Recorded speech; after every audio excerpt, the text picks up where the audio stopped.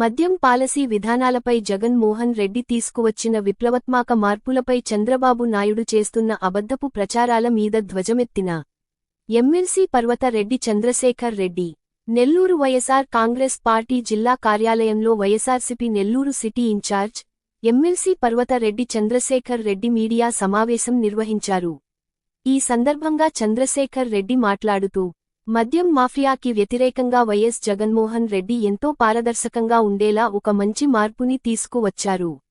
అద్భుతమైన ఈ మద్యం పాలసీ మీద చంద్రబాబు నాయుడు తనకి అలవాటు అయిన అవాస్తవాలు ప్రచారం చేస్తున్నారని మండిపడ్డారు. దీనికి సంబంధించి గత 2024 సెప్టెంబర్లో ఒక కేసుని ఫైల్ చేసి అక్టోబర్లో 20 డిస్టిలరీలపై దాడులు జరిపి 8 నెలలు సిఐడి విచారణ చేసి ఒక్క ఎవిడెన్స్ కూడా టీడీపీ ప్రభుత్వం సంపాదించలేకపోయిందని దుయ్యబట్టారు. గత మద్యం పాలసీ విధానాలపై వాసుదేవరెడ్డి, సత్యప్రసాద్ రెడ్డి వద్ద తప్పుడు వాంగ్మూలాలను నమోదు చేసి ఆ కాన్ఫిడెన్స్ స్టేట్మెంట్ ఆధారంగా కసిరెడ్డి రాజశేఖర్ రెడ్డిపై అక్రమ కేసు నమోదు చేసి అరెస్టు చేశారని ఆరోపించారు. సుమారుగా 20,000 కోట్లు 25,000 కోట్లు అనే పదాలతో చంద్రబాబు నాయుడు గారు ఎప్పుడు చేసేటువంటి డైవర్షన్ పాలిటిక్స్లో భాగంగా ఈ మద్యం పాలసీని ఒక కుంభకోణంగా చిత్రీకరించి దాని గురించి పెద్ద ఎత్తున అవాస్తవాలు కనుక రోజు కనుక చెప్పగలిగితే అది ప్రజలు నిజమని నమ్ముతారని చెప్పి చంద్రబాబు నాయుడు గారు ఎప్పుడు వెళ్ళే పాలసీలో భాగంగా ఈ మద్యం మీద కూడా ఆయన తీసుకురావడం కూడా జరిగింది. దీనికి సంబంధించి ప్రజలకి కానీ అందరికీ కూడా కొన్ని వాస్తవాలు తెలియచేయాలన్న ఉద్దేశంతో ఈరోజు ఇక్కడ ఈ ప్రెస్ మీట్ని కూడా కండక్ట్ చేయడం జరుగుతుంది. యాక్చువల్గా సెప్టెంబర్ 2024 అంటే లాస్ట్ ఇయర్ సెప్టెంబర్లో ఈ 20,000 కోట్లు నుంచి 25,000 కోట్ల మధ్యలో ఈ 2019-24 మధ్య కాలంలో వైఎస్ఆర్సీపీ ప్రభుత్వంలో ఒక స్కామ్ జరిగింది అన్న ఒక ఆరోపణతో చంద్రబాబు నాయుడు గారి ప్రభుత్వం వచ్చిన తర్వాత సిఐడి వాళ్ళ ద్వారా ఒక కేసుని ఫైల్ చేయించడం కూడా జరిగింది. ఆ తర్వాత అక్టోబర్ నెలలోనే సుమారుగా 20 డిస్టిలరీస్ మీద ఒకే టైంలో దాడులు నిర్వహించారు. కంప్లీట్ డేటా తీసుకోవడానికి కూడా ప్రయత్నించారు.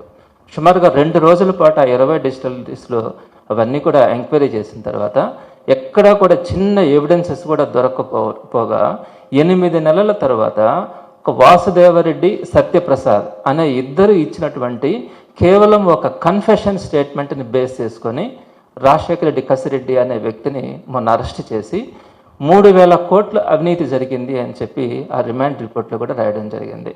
ఒక్కసారి కనుక చూస్తే 8 నెలల పాటు సుమారుగా సిఐడి, సిట్ వీళ్ళందరూ కూడా దర్యాప్తులు చేసి ఏ ఆధారాలు దొరకకుండా ఒక కన్ఫెషన్ స్టేట్మెంట్ని బేస్ చేసుకొని ఈరోజు రాజిరెడ్డి అనే వ్యక్తిని అరెస్ట్ చేసి అది కూడా తప్పుడు వాంగ్మూలం అవన్నీ కూడా రికార్డు కూడా చేయడం జరిగింది.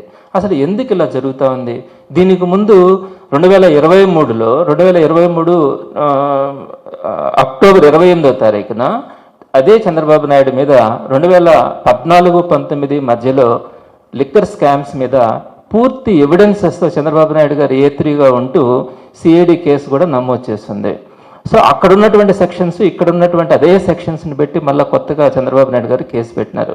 దీనికి సంబంధించినటువంటి బ్రీఫ్ పాయింట్స్ని కొన్నింటిని ప్రజల దృష్టికి తీసుకురావాలన్న ఆలోచనతో ఈరోజు మీ ముందు కూడా రావడం జరిగింది.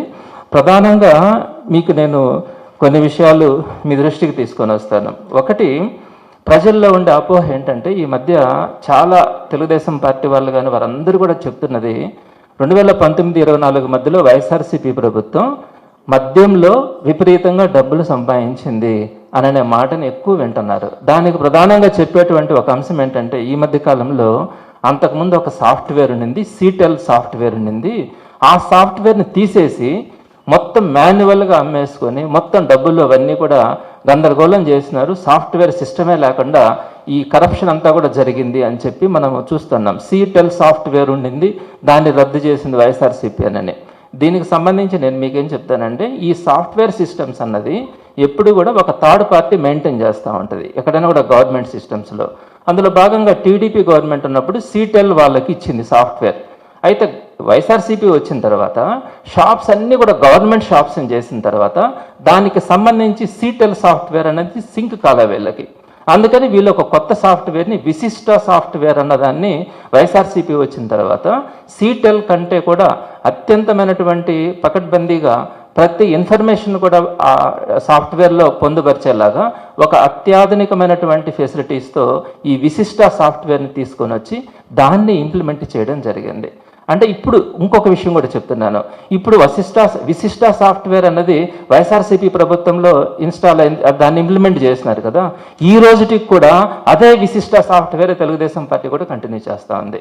మరి ఇలాంటి పరిస్థితుల్లో ఆ సీటెల్ సాఫ్ట్వేర్ అన్నది ఏదో ఒక గొప్ప సాఫ్ట్వేర్ అయినట్టుగా, అది గవర్నమెంట్కి సంబంధించింది అయినట్టుగా, దాన్ని ఏదో వైఎస్ఆర్సీపీ ఇంప్లిమెంట్ చేయనట్టుగా, దానివల్ల ఏదో కరప్షన్స్ జరిగినట్టుగా ఈరోజు టీడీపీ నాయకులు కానీ ప్రభుత్వం కానీ మాట్లాడుతూ ఉంది. సో ఇది ఈ విశిష్ట సాఫ్ట్వేర్ అన్నది వైఎస్ఆర్సీపీ తీసుకొచ్చిన తర్వాత అదే సాఫ్ట్వేర్ని ఈ రోజు కూడా టీడీపీ వచ్చిన తర్వాత 1 సంవత్సరమైనా కూడా అదే సాఫ్ట్వేర్ని కంటిన్యూ చేస్తుంది కదా. ఎందుకు ఈ విధంగా అబద్ధాలు మోసాలు చెప్తా ఉన్నారు? ఇకపోతే రెండో అపవాదం ఏంటంటే, మొత్తం షాప్స్లో, గవర్నమెంట్ షాప్స్ ఉన్నాయి కదా, ఈ షాప్స్లో క్యాష్ ట్రాన్సాక్షన్స్ మాత్రమే చేసి మొత్తం కూడా ఎవరైతే మందు కోసం వస్తారో వారందరి దగ్గర ఆన్లైన్ ట్రాన్సాక్షన్స్ ఏం లేకుండా కేవలం క్యాష్ మాత్రమే తీసుకొని ఆ డబ్బులన్నింటినీ కూడా సాయంత్రానికి ఏదో వైఎస్ఆర్సీపీ వాళ్ళు తీసుకెళ్ళిపోతా ఈ 5 సంవత్సరాల పాటు ఇదే విధంగా చేస్తున్నారనే విధంగా అసలు క్యాషే తీసుకున్నారు, ఆన్లైన్ ట్రాన్సాక్షన్స్ జరగలేదని చెప్పి ఒక నింద వేస్తూ ఇక్కడ కూడా ఏదో కొన్ని వేల కోట్ల రూపాయలు జరిగిపోయిందనే విధంగా ప్రజలకి ఒక మాయమాటలు చెప్పి ఒక భ్రాంతిలో ఒక మోసం చేయడానికి తెలుగుదేశం పార్టీ ప్రయత్నిస్తూ ఉంది. మీ యొక్క షాపులకి అనుకూలంగా ఉండేటట్టుగా మీరు చేసుకోవడం ఒకటి.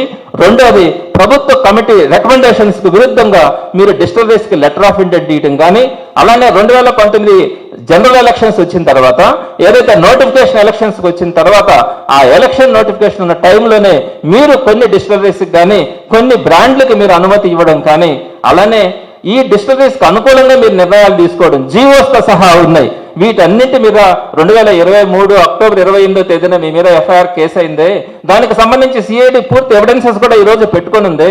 మరి దాని మీదకు సంబంధించినటువంటి సిఐడి వాళ్ళు ఈరోజు ఆ కేసులో ముందుకు తీసుకెళ్లకుండా కేవలం 2024 సెప్టెంబర్లో ఏదైతే 2023లో చంద్రబాబు నాయుడు గారి మీద కేసు పెట్టింది ఎవరంటే వాసుదేవ్ రెడ్డి అనే ఒక ఆఫీసర్ కేసు పెడితే, అదే వాసుదేవ్ రెడ్డి ద్వారా మరలా 2024 సెప్టెంబర్లో అదే వాసుదేవ్ రెడ్డి దగ్గర నుంచి మరలా వైఎస్ఆర్సీపీ గవర్నమెంట్ మీద కేసు పెట్టించినారు.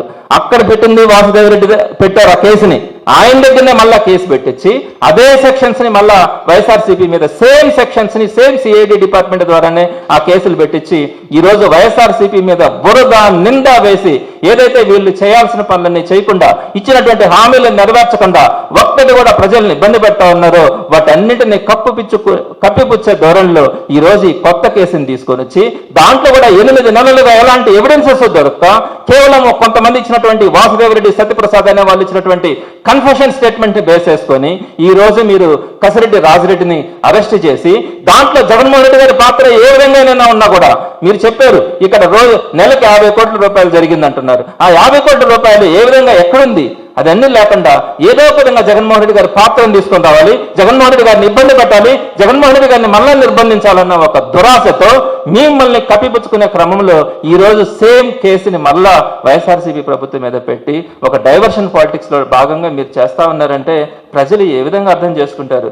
మీరు ఒకసారి ఆలోచించండి. చంద్రబాబు నాయుడు గారు కానీ తెలుగుదేశం పార్టీ వాళ్ళు కానీ ఒకసారి ఆలోచించాలా.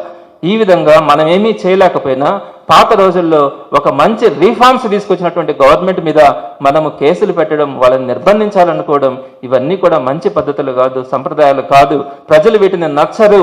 రేపొద్దున వీటన్నింటికి కూడా సరైనటువంటి గుణపాఠం చెప్పే రోజు ఉంటుందని ఈ రూపంగా మీ అందరికీ తెలియచేస్తూ, అదేవిధంగా వైఎస్ఆర్సీపీని ఆ విధంగా బదనాం చేస్తే జగన్మోహన్ రెడ్డి గారు భయపడరు.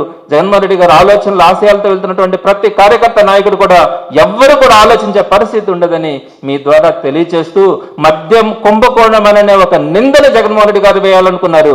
కానీ జగన్మోహన్ రెడ్డి గారు ఎడ్యుకేషన్లో కానీ హెల్త్లో కానీ ప్రతి దాంట్లో కూడా తీసుకొచ్చినటువంటి రీఫార్మ్స్లో భాగంగానే లిక్కర్లో కూడా ఒక మంచి రీఫార్మ్స్ తీసుకొని వచ్చి ప్రజలకు ఇబ్బంది లేనటువంటి సిస్టమ్స్ని తీసుకొని వస్తే, అదేదో పాత రోజుల్లో ఒక